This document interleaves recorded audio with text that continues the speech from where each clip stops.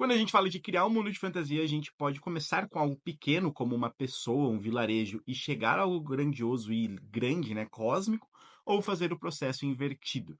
O primeiro processo chama micro world building, o segundo chama macro. Cada um tem suas vantagens e suas desvantagens. Hoje a gente vai explorar um pouco desse tema aqui. Fala aí, pessoa, seja muito bem-vindo, muito bem-vinda. Eu sou o Vitor Gimenez, sou escritor de fantasia e este aqui é um canal que a gente vai falar de world building puramente. Quer saber mais do meu livro, mais sobre mim? Tem links aqui embaixo para a gente poder estreitar aqui a nossa relação. Nesse sentido, vamos falar aqui desse tema específico de como são essas duas formas de você olhar a construção de mundos, o micro e o macro. A gente já falou aqui no canal, se você ainda não assistiu, clica aqui em cima, um desses dois lados, da diferença do soft e do hard world building, que é o quão longe você vai nos detalhes do mundo que você está construindo. Mas, além do nível de detalhamento, existe a forma que você usa para criar o seu mundo. É como se o micro world building fosse iniciar nesse vilarejo, iniciar nas árvores, como elas funcionam, quais são as árvores que estão numa floresta ali, por exemplo, até chegar numa floresta, num reino, num continente, e o outro é o oposto. Eu, particularmente, fiz uma mistura dos dois, e é isso que eu quero falar para você hoje também, por que eu acho bom misturar os dois. Então vamos falar primeiro do micro. Quando a gente pensa no micro world building, você vai começar em algo pequeno. Então você pode começar no vilarejo, você pode começar numa masmorra aí para os mestres de RPG de plantão. Você pode começar com um personagem, às vezes com uma ideia de uma trama, e aos poucos ir desenvolvendo a partir desse micro world building indo para o macro, entendendo o grande esquema das coisas. Nesse sentido, qual que é a vantagem e qual que é a desvantagem? As vantagens são que você vai poder mergulhar sem ter restrições em cima daquilo que você está montando.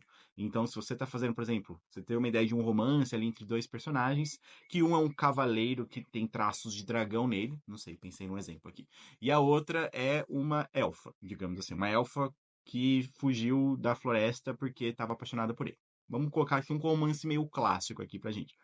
A- Juntando isso que a gente sabe, dá pra. Tem uns pássaros aqui, desculpa qualquer coisa.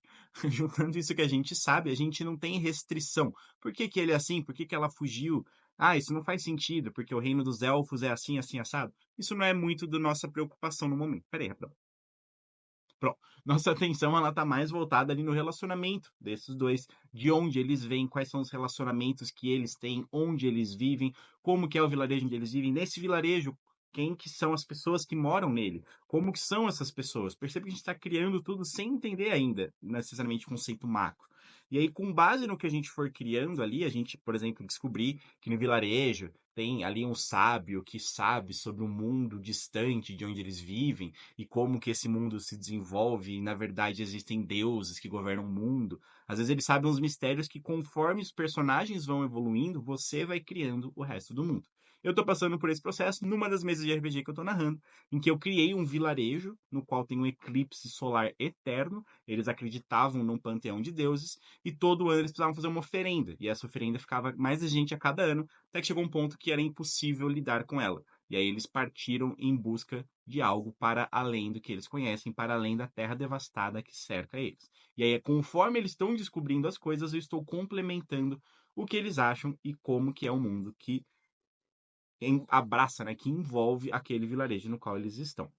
Nesse sentido, vantagens e desvantagens. Vantagem: você vai poder focar mais nos detalhes profundos e emocionais sem ter restrições de que aquilo não poderia acontecer por algum fator que você criou de antemão no outro processo que a gente vai falar.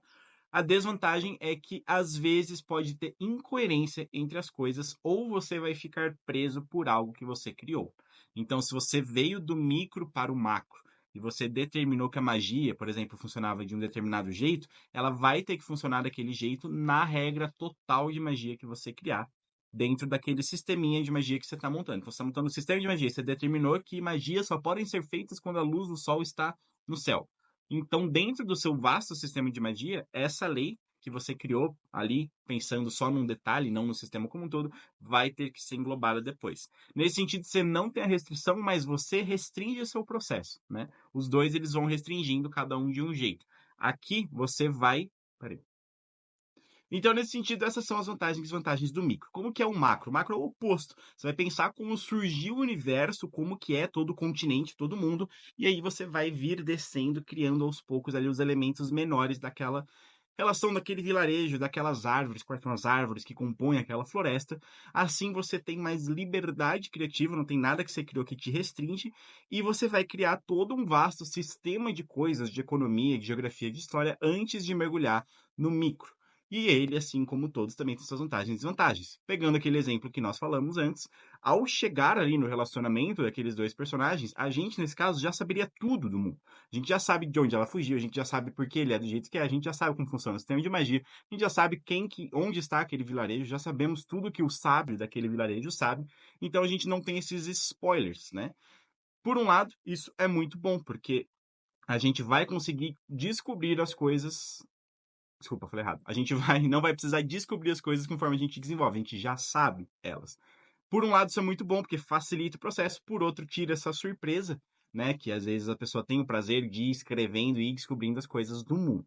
Além disso, qual que é a vantagem e desvantagem mais global? A vantagem é que você já tem tudo pronto. Fica muito mais fácil construir a sua história, construir a sua mesa de RPG, construir ali a sua aventura num mundo que você já entendeu tudo que existe. Por outro lado, geralmente isso vai demandar muito mais tempo, porque você vai ter que vir numa escala maior antes de mergulhar em algo simples. Eu, no meu livro de fantasia, segui o macro world building. Eu pensei como surgiu o mundo, pensei que foi ali uma matéria que se uniu com antimatéria, criou um planeta, esse planeta se dividiu, eles começaram a guerrear, deram origem a deuses, esses deuses criaram cada um país, eles perceberam que se eles brigavam, o continente também sofria, várias coisas assim que depois de muito tempo deu origem a uma outra história que hoje deu origem ao meu livro. Então eu comecei no surgimento do universo, fui mergulhando em como era cada um dos países, fui entendendo a mitologia que envolvia o mundo como um todo para depois entrar em cada um dos países para daí sim chegar e criar personagens e desenvolver uma história nele. Isso me levou 10 anos para fazer. Então essa é a desvantagem, demora muito tempo. Por isso, perceba que a gente tinha falado do soft e do hard world building, suas vantagens e desvantagens e qual que é o perfil de cada um. E agora a gente falou do micro e do macro. Dentro desse sentido do micro e do macro, também cada um tem suas vantagens e desvantagens. E não necessariamente você precisa seguir 100% de um. Existem muitas coisas que você vai desenvolver, mesmo que você já tenha pensado em tudo. Então, mesmo que você venha do macro para o micro, conforme você desenvolve o micro, você vai perceber provavelmente que faltou alguma coisa do macro. Então você vai perceber que tinha alguma coisa do sistema de magia que você não lembrou, tinha alguma questão cultural de um país também que você não tinha pensado. Por isso, esses dois eles se conversam. Muitas vezes o micro vem, precisa dar um tempo para o macro entrar e desenvolver alguma coisa em algum momento, para depois o micro continuar e esses dois irem se desenvolvendo lado a lado. Nesse sentido, começar é o ponto da questão. Você quer começar por um vilarejo, você quer começar pelo cosmos. E isso geralmente o que dita é qual que é essa ideia de mundo que você teve. Com base nessa ideia, você vai saber se você quer desenvolver ela pequenininha, porque você imaginou um detalhe de algum vilarejo, ou você tem alguma ideia cósmica, uma ideia grandiosa que envolve todo mundo. Isso dirá muito sobre o seu processo, que é o mais importante, certo? Nesse sentido, se esse vídeo fez sentido para você, se inscreva no canal, curte esse vídeo, compartilha para alguém que também é criador de mundos, comenta aqui um pouco do mundo que você está criando e se você quer ir mais a fundo, tem uma metodologia de início ao fim de como montar um mundo de fantasia pensando em todos os aspectos dele. A minha masterclass está aqui no link da bio também. Será um prazer ter você lá com a gente na nossa comunidade. Fechou? Tamo junto. Gratidão aí pelo seu tempo comigo e até a próxima. Tchau, tchau.